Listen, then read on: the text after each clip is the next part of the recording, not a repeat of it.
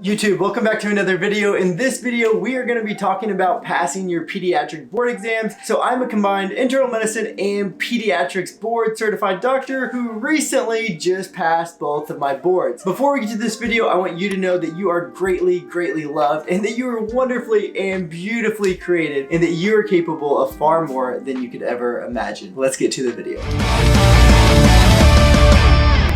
Passing your pediatric board exams is one of the most stressful times before you become a doctor. Now, you've already went through step 1, step 2, step 2 CK, maybe step 2 CS, and step 3, all your ITE exams, and now it's time to take your pediatric boards, and you're probably scared to death, just like I was. For some reason, and I don't know why, but pediatrics to me just seemed like so much scarier of an exam than internal medicine. And part of it being is because the pass rate generally is not as good as some of the other specialties, and it's known as being one of the hardest board exams to pass out of any of the other specialties. So obviously I was super scared, and so I want to share with you what I did. And what we're going to do is start during residency, throughout residency, and then post residency, just like I did in my internal medicine video. So intern year of residency at our program, intern year was so hard, and I think it's 11 months of inpatient with one elective or something crazy like that. And so you really just do not have much time to study. In intern year, you're trying to figure out where the bathrooms are at. You're trying to figure out how to use the EMR. You're trying to figure out how to order Tylenol or simethicone.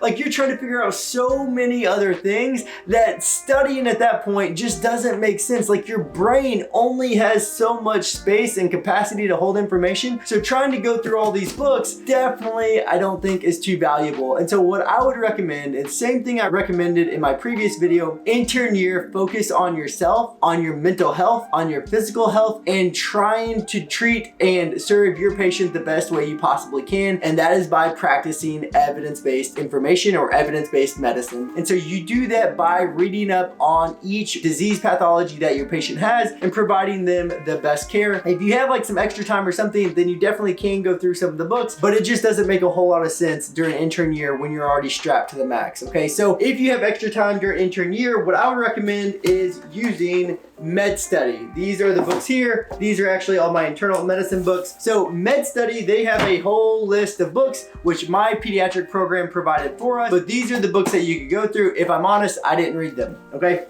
Just to be transparent.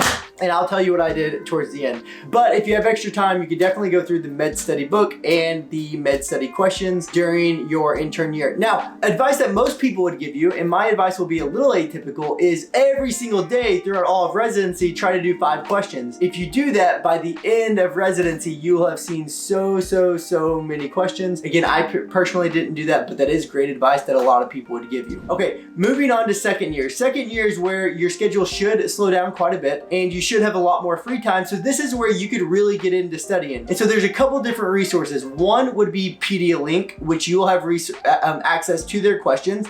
And so I would generally recommend trying to do 5 to 10 questions a day of Pediatric questions, and then going through some of the Med Study books. Now, again, I will say I did not do that, and I had some reason behind that, but the biggest reason is I did a lot of extracurricular activities outside of medicine throughout residency, and I just didn't put in the time or effort to do it. And I was hoping that all of my studying of my patients throughout residency would help me enough when I got to the end. But there's also a big kicker to why I didn't study quite as much during residency outside of all my extracurricular stuff that I kind of knew in my back pocket that I didn't necessarily have to, okay? And I'll get to that. So second year, do as many questions as you can, but still focus on physical health, mental health, and your well-being, and go through some of the Med Study books if you can. Third year, this is where it really kicks in. And the reason being is some of you will be going into fellowship, some of you will be starting a job right after residency. And so in saying that, you may not have an actual dedicated time to study. So it's very important then,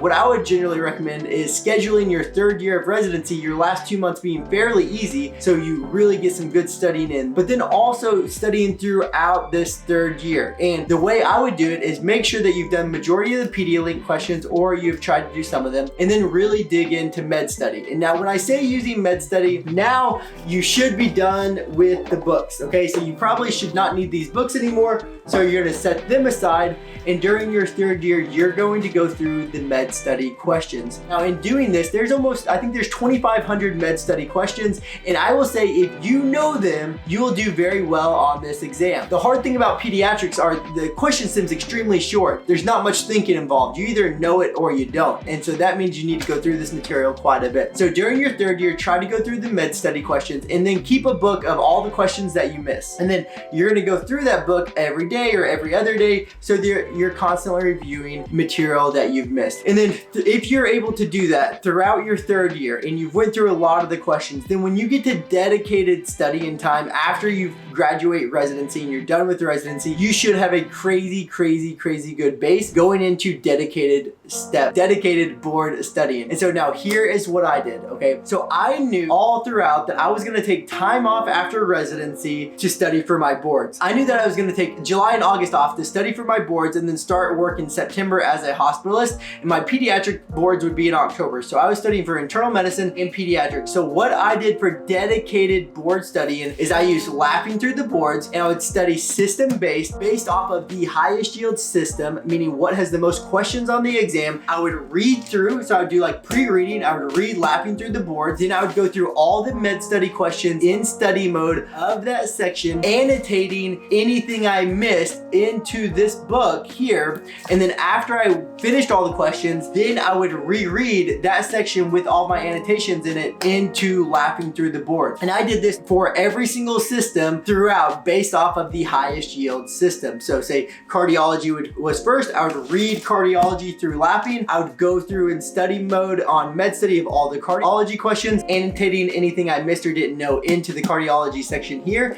And then I would read this again after I did that. And I did that for every single system. And in doing that, I was able to get through every system, all the questions, and still have time to go through the med study bank one more time before my exam. So if you are starting fellowship or starting a job right after residency, you may not have the luxury of doing that much stuff. So what I would say is the first priority is doing med study, going through all of the questions, or at least 80% of the questions, and making sure you know what you missed, because studying what you already know does not help. So I would make sure you know all of your weak topics and go through it very thoroughly if you're only going to have time to go through it once or only do 80% of it. And by doing this system, what you're doing is going through all the system, you're doing them system based so you can compartmentalize all the material that you're learning, and then by doing the pre-reading, the questions, and the post-reading, you're seeing this information so many times, so you're practicing spaced repetition, which is going to ingrain it in your head. And then if you have time afterwards, when you go through med study again, but this time in timed tutor mode, then you're gonna see that material another time. So essentially spaced repetition, creating a really good firm foundation and knowledge base going into this exam. Well, anyway, that is what I did. Again, I would not recommend not studying throughout residency. I personally didn't study as much as I should have throughout residency, knowing I was gonna take a few months off to study for my pediatric and internal medicine boards, and it paid off. I was able to pass my boards well above the curve or above the average and do well on my exam. If you have any questions whatsoever about studying for the pediatric boards, please comment below. And if you enjoyed this video, make sure to give it a like and a subscribe, because that helps me a ton. Lastly, I'll say the resources that I use, because I don't know if I actually said this, but the resources that I used essentially were med study and laughing through the boards, and went through them a ton, and it helped me pass my exam. Anyway, I hope you enjoyed the video. Before I go, I want you to know that you are greatly loved, and that you are wonderfully and beautifully created, and that you are capable of accomplishing more than you could ever imagine.